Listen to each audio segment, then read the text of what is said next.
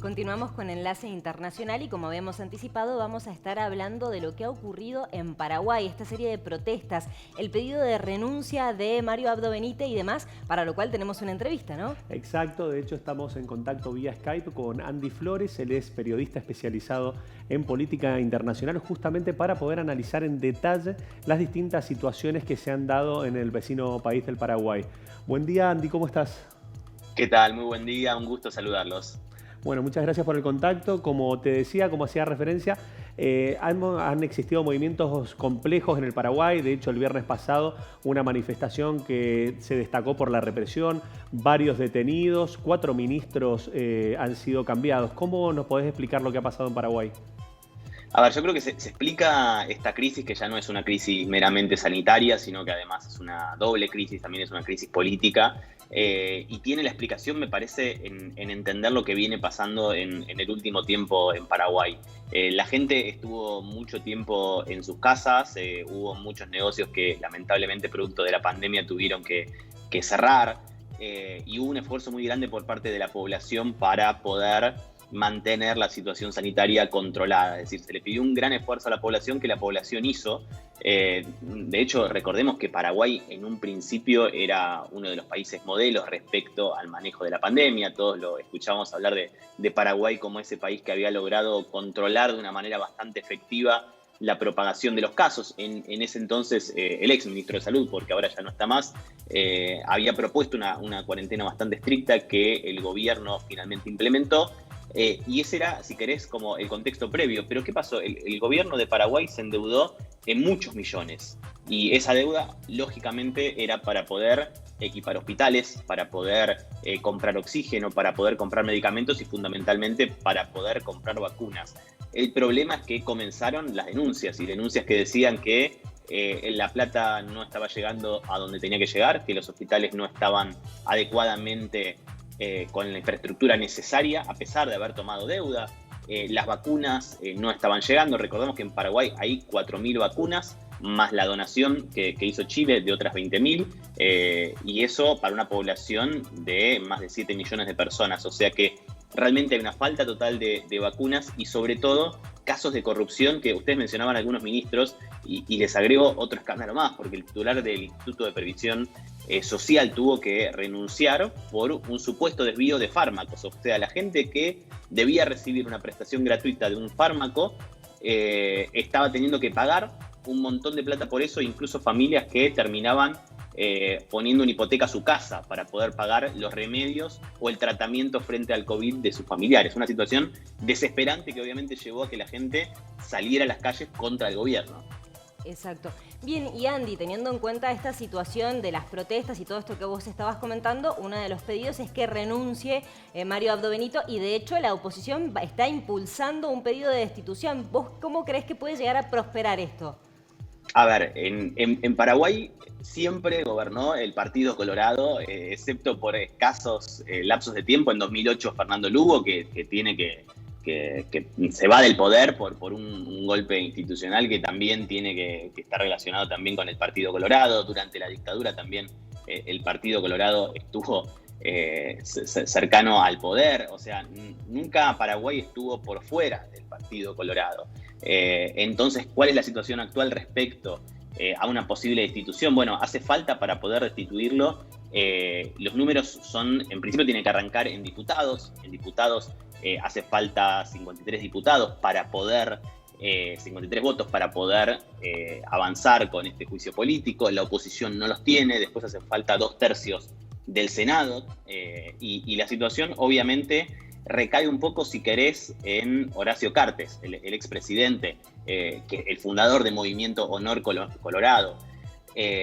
Pero por sí solo la oposición no tiene ese poder hoy para avanzar con la destitución. En todo caso, si sucede, digo, haciendo una hipótesis ahí, si llegara a suceder, sería algo incluso desde el propio partido, si querés, porque la opción de, entre comillas, renovación tampoco vendría de muy lejos, sino también ligada al propio Partido Colorado. Eso es una realidad y por otro lado también se notó en las calles que había una clara presencia popular, o sea, no estaba las movilizaciones necesariamente copadas por sectores políticos, sino que realmente la gente había salido autoconvocada a la calle después de pasar por estas situaciones tan traumáticas respecto a la salud de sus familiares, de sus amigos, y de ver un Paraguay que hoy está en alerta roja. Andy, hablabas del crédito que había generado el Paraguay, alrededor de 1.600 millones de dólares. ¿Vos cómo ves en relación a las presiones que se han generado la gobernabilidad y cómo ves el uso de estos fondos ahora, donde cualquier movimiento no va a ser claro, ¿no? Bueno, sí, eso es fundamental. Todo recuerda aquel episodio histórico en Paraguay en el 99 que terminó con la destitución en el marzo paraguayo. Es una situación muy compleja de gobernabilidad porque, como decíamos al principio, la crisis es doble, es sanitaria, pero también es política, porque hay una desconfianza total y muy fundada en que la política que está en el poder actualmente en Paraguay desvió esos fondos. Hay infinidad de denuncias de eso, y ahora lo que está sucediendo, si uno revisa las redes oficiales incluso de la diplomacia paraguaya y del gobierno paraguayo, va a ver que están haciendo pedidos de emergencia. Son pedidos de emergencia de vacunas. Escribiendo a las embajadas de India puntualmente, a Taiwán, a sus aliados, digamos, para poder conseguir vacunas que ellos lo definen textualmente como una asistencia temporal dada de urgencia. Entonces hablaron con Estados Unidos, con Reino Unido, con India, con Taiwán, con Rusia. Esto fue la Comisión de Relaciones Exteriores del Senado oficialmente. O sea, se está buscando conseguir vacunas porque la situación es claramente insostenible desde el punto de vista sanitario. Ahora, todos hemos visto también, por las experiencias que vemos en Europa y que vemos en nuestro país, que conseguir vacunas es muy complejo en este contexto. Incluso las grandes farmacéuticas en su momento incumplieron la cantidad de dosis que tenían que entregar en Europa. Lo mismo pasó también acá en Argentina, que la dosis rusa, la vacuna rusa llegó en diferentes tandas de envío, producto de la falta de producción. O sea, es muy complejo el panorama mundial y Paraguay llega muy tarde en esto. Entonces también la compra de vacunas está llegando en un momento de crisis política, de crisis sanitaria y en una crisis mundial por la escasez de vacunas. Exacto. Y Andy, consulta, toma un poco esto lo que vos decías, el comparativo con el marzo paraguayo del 99, y de hecho una de las convocatorias de las marchas del viernes era estamos listos para el marzo paraguayo 2021. Y esto por ahí te lo relaciono con el rol de Horacio Cartes, que como bien decías vos, fundador del partido Honor Colorado. ¿No podría llegar a darse en cierta forma un marzo paraguayo 2021 teniendo en cuenta que las protestas siguen, no merman desde ningún punto de vista y el Partido Colorado parecería que no iría a apoyar el juicio político? ¿Cómo ves vos este panorama? O sea, ¿podríamos estar cerca a un marzo paraguayo del 99 parecido? A ver, la situación obviamente es una situación de crisis muy grande. Yo lo que respondería a eso es que el gobierno está muy atento, el gobierno paraguayo está muy atento a tomar medidas para atenuar la situación. Atenuar desde un punto de vista, obviamente, de su conveniencia política. ¿A qué me refiero? Cambiar algo para que no cambie del todo o no cambie el gobierno. En ese sentido, implementaron los cambios que ustedes decían. Bueno, se fue el ministro de Educación, que realmente quien asumió no era la persona quizás ideal, sino el que terminó diciendo que sí en esta situación de crisis. También hubo un cambio en el Ministerio de la Mujer, que consideraban los sectores más críticos como un ministerio que no estaba pudiendo hacer frente a la cantidad de femicidios que había en el país. El jefe de gabinete también tuvo que renovarse, y por otro lado este escándalo en el Instituto de Previsión Social. Yo creo que los cambios que implementó el gobierno no son porque en sí quería implementarlos, sino que son una respuesta a tratar de bajar, si querés, el tono a las manifestaciones, de tratar de implementar algún tipo de cambio. Esa por lo menos es la intención del gobierno. Yo creo que lo que vamos a ver en los próximos días es si esa intención del gobierno realmente surte efecto, o sea, si realmente con la renuncia de estos ministros, con la jura de nuevos ministros, con un poco de aire fresco en el gabinete, esto se calma o no. Pero la realidad es que es muy difícil pensar en un escenario más calmo en Paraguay cuando estamos hablando de el momento más álgido de la pandemia en Paraguay. O sea, las cifras son las más altas desde que comenzó la pandemia, las cifras sanitarias en Paraguay. Hay un colapso del sistema sanitario, y todo eso, obviamente, uno puede entender que hay una pandemia. Ahora, la deuda está contraída y era para equipar los hospitales. ¿Se equiparon? No se equiparon como se debía y hay denuncias de sobreprecios, sobrefacturaciones, dinero que nunca llegó y medicamentos que no están. Entonces, se entiende también la bronca de la gente contra, en este caso, el presidente, pero también contra el Partido Colorado. El gran desafío va a ser cómo podría el Partido Colorado cambiar esta situación y si hay algún sector de la oposición que pueda capitalizar esto. Pero también vuelvo a lo que decíamos antes.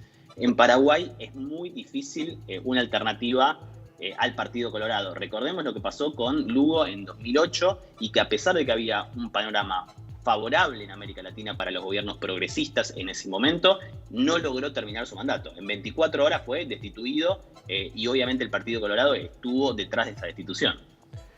Andy, ¿en qué condiciones está hoy los sectores de centroizquierda, el progresismo del Paraguay, para generar una opción de, digamos, una oposición concreta a un gobierno de una tendencia, podríamos decir, liberal de centro-derecha? Bueno, a ver, obviamente la situación de correlación de fuerzas es bastante dispar. Hay posibilidades de una formación, de una oposición, pero el problema radica en cómo capitalizar el descontento de la gente en una alternativa política. Por ahora lo que uno puede ver en las calles, lo que puede ver en las manifestaciones, en las consignas, en las redes sociales de los manifestantes, tiene que ver más con una bronca y con una indignación que con una alternativa política. Te lo resumiría porque incluso fue una de las frases que se vio en muchos de los entrevistados que salieron en los medios de comunicación desde las marchas, y era, bueno, que se vayan todos. Una cuestión de indignación y de bronca más que de una alternativa política que pueda capitalizar, si querés, desde el centro o desde la izquierda, o por lo menos desde otro sector político diferente al Partido Colorado. Hoy por hoy te diría que hay un estado más de indignación y de como cuando uno destapa una olla y realmente sale la presión y la gente empieza a ver las denuncias que hay y se empiezan a destapar cada vez más casos de corrupción y donde raspan un poquito más, los medicamentos que había que comprar no se compraron y los estaban vendiendo. Entonces realmente todavía yo creo que lo que hay es más una situación previa de indignación que de una construcción política alternativa. Bien. Tomando lo que decís con respecto a las marchas, sabemos que fueron principalmente autoconvocadas. De hecho, se habla de que no había prácticamente partidos políticos y hasta inclusive vimos algo inédito, por lo menos en lo que es la corta historia, de que hasta en un momento la policía tuvo que sacar pañuelos blancos para pedir ayuda, digamos, para renunciar en cuanto a las protestas porque los desbordaban. Exactamente, sí. A ver, la cantidad de gente era tanta y que obviamente la policía se vio desbordada. Se vio desbordada y no podía avanzar en esa situación. Y creo que también es signo de lo que esperaba el gobierno. O sea, el gobierno no esperaba una manifestación del tamaño de las manifestaciones que hubo. Esa es una realidad. Entonces también uno empieza a ver eso, empieza a ver, bueno, armar un operativo policial que no esperaba la cantidad de manifestantes que hubo. Yo creo que también lo que nos deja un poco esa marcha y esa imagen de la policía retrocediendo y los pañuelos blancos, etcétera, tiene que ver, puede leerse de muchas maneras, pero creo que también muestra la previsión del gobierno. Bueno, ¿la gente va a salir a la calle? Sí, pero quizás no tanta. Bueno, se terminó, me parece, llevando una sorpresa porque los días de manifestaciones siguen y la gente sigue en las calles y está en las redes sociales pidiendo la renuncia o el juicio político al presidente, que insisto, después hay que ver si eso puede suceder en el Senado y en diputados. Realmente, como están las cosas, sería complicado, pero también va a depender de los propios sectores internos, como decíamos, del movimiento Norcolorado. Andy, metiéndome un poquito en lo que te referías de las vacunas. El embajador argentino en China, Sabino Bacanarvaja, hizo referencia a que podía llegar a haber una especie de... que China podía cumplir el rol de proveedor global. Te lo pregunto partiendo de Paraguay para ver para vos cómo puede repercutir sobre la región. Problemas muy concretos tuvo Perú, tuvo Ecuador, tuvo Paraguay. ¿Cómo crees vos que esto puede llegar a funcionar? O sea, China como proveedor global de la vacuna. China tiene una política bastante interesante respecto a la vacuna que se refiere como un bien de la humanidad, una cuestión universal, más que una cuestión de lucro, más allá de que obviamente las vacunas tengan un precio, que los países, como se llaman, en vía de desarrollo o como el nombre que queramos ponerle, pero de menores ingresos, puedan acceder también a la vacuna. Y además la vacuna, puntualmente la de Sinopharm, por ejemplo, que es la vacuna del laboratorio chino que está acá en la Argentina, tiene una ventaja muy grande y sobre todo para lugares como Paraguay donde hace calor. Es una vacuna que tiene que mantenerse entre 2 y 8 grados de temperatura. No necesita ultrafrío. Eso permite muchísimas cosas. Permite una cuestión logística mucho más práctica, permite que se pueda aplicar en la farmacia si lo decide el gobierno. Digo, tiene una cuestión a fines prácticos muy interesante. Y por otro lado, creo que también hegemónicamente se puede leer esta pandemia en una multipolaridad, porque estamos viendo laboratorios, sí, bien, europeos, laboratorios estadounidenses, por supuesto, pero también estamos viendo la vacuna rusa, que era muy cuestionada en un principio y después realmente la gente que la cuestionaba tuvo que dar un paso atrás porque la efectividad fue muy alta y comprobada. Con la vacuna china pasa algo similar, o sea, tenés a Rusia y a China como otros dos actores mundiales, no solamente económicos, sino también científicos, que están interviniendo en el mundo con la vacuna. Entonces yo creo que también ahí, obviamente uno no puede hacer futurismo de qué es lo que vendrá después de la pandemia, pero en principio hay una multilateralidad en la cuestión de la vacunación. No viene solamente de los países, si querés, tradicionalmente centrales como Estados Unidos o países europeos. Eso por un lado. Y por otro lado también hay una cuestión real que tiene que ver con la cantidad de dosis y el acaparamiento de las dosis por parte de las potencias centrales, que son las que tienen hoy la mayor cantidad de las dosis y la que están pudiendo vacunar a la población. Si hoy uno mira un mapa de la población vacunada a nivel mundial, va a ver que las zonas en verde, por lo menos las que están aplicando vacunas y las que aplicaron muchas más vacunas que el resto, son los países con mayores ingresos. Si uno mira África, se ve lamentablemente el mapa en gris. Y eso tiene que ver obviamente con la capacidad de pago y de acceso a las vacunas. Bien. Andy, te hago la última consulta de mi parte. ¿Qué es lo que podemos llegar a esperar que ocurra en Paraguay sin hacer futurología? Pero ¿qué es lo que podemos llegar a esperar que pase en Paraguay? ¿Va a haber nuevos cambios? ¿Qué pensás vos que puede venirse? Yo creo que las manifestaciones van a seguir, porque obviamente la cuestión de base no está solucionada, no está resuelta, está lejos de resolverse. Hay que ver qué impacto tiene la modificación del gabinete, si realmente se toma como un poco de poner paños fríos a la situación o no. Eso creo que va a ser el primer factor decisivo. Ahora, yo creo que el gobierno de Paraguay también está midiendo eso, está midiendo cuál es el efecto que van a tener estas medidas. Y yo creo que es una situación realmente muy delicada, porque se juntan dos crisis y está el país en alerta. Por lo tanto, es muy complejo la cuestión sanitaria es muy compleja, pero la cuestión política también tiene desafíos muy grandes, porque ¿cómo va a ser ahora el gobierno paraguayo para recuperar la confianza y sobre todo para equipar hospitales que no equipó en su debido momento, habiendo pedido préstamos para hacer eso? Realmente es muy difícil que la gente vuelva a recuperar la confianza y sobre todo me parece que es muy difícil que estas medidas de cambio de gabinete tengan un efecto realmente profundo. O sea, el reclamo de la gente no era puntualmente el cambio de algunos de estos ministros, sino más bien una cuestión mucho más de fondo. Bueno, yo creo que ahí está la clave.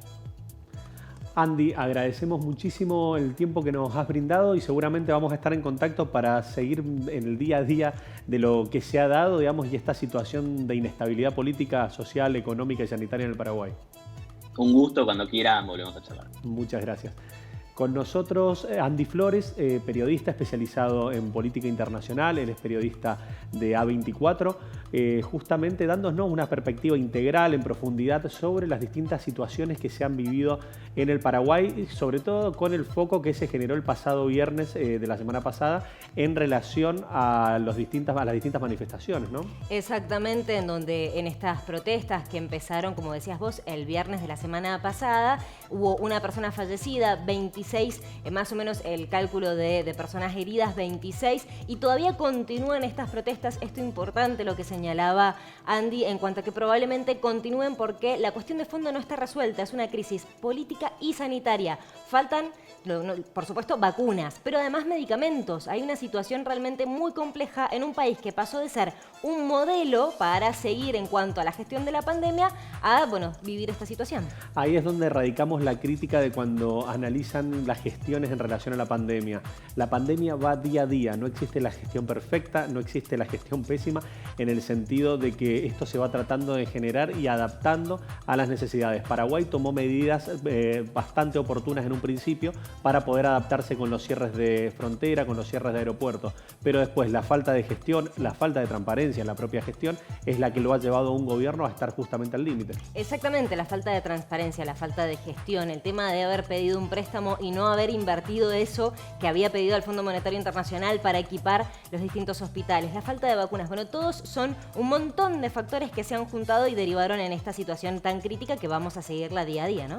Tal cual, así que vamos a ver sobre todo cómo evoluciona a nivel regional esta lógica, digamos, que se está aplicando para las distintas vacunaciones que se generan y ver también cuál va a ser el rol de las principales potencias que producen dichos fármacos. Me quedo con esto también en relación a las palabras del canciller argentino en China, Sabino Bacanarvaja, en relación a que se proyecta la posibilidad de que China cumpla un rol de proveedor global. Hay que ver esto cómo reacciona y qué genera, ¿no? Exactamente, hay que verlo, hay que evaluarlo y nosotros, por supuesto, lo vamos a seguir para transmitírtelo a vos que estás del otro lado de la pantalla. Nosotros nos vamos a tener que ir a un corte comercial, pero antes te comentamos que vamos a estar hablando en el próximo bloque. Tenemos medio ambiente y producción artística. Medio ambiente no te lo pierdas porque vamos a tener una pequeña micronota, se podría decir, con una especialista en lo que son jabones sólidos. Exacto, la verdad que interesantísimo, con un impacto muy interesante en la realidad de lo que representa en relación a lo que es el shampoo y los acondicionadores, así que no te vayas, quédate ahí. Exactamente, ya volvemos. Nosotros nos vamos a un corte comercial. Ducci Ópticas. Cumplimos 80 años junto a vos, siempre con un mismo objetivo, cuidar tu mirada. Ducci Ópticas, mucho más que ver bien. Somos M&R, tu empresa de servicios en chapería y pintura. Con calidad y calidez, brindamos soluciones personalizadas para tu vehículo.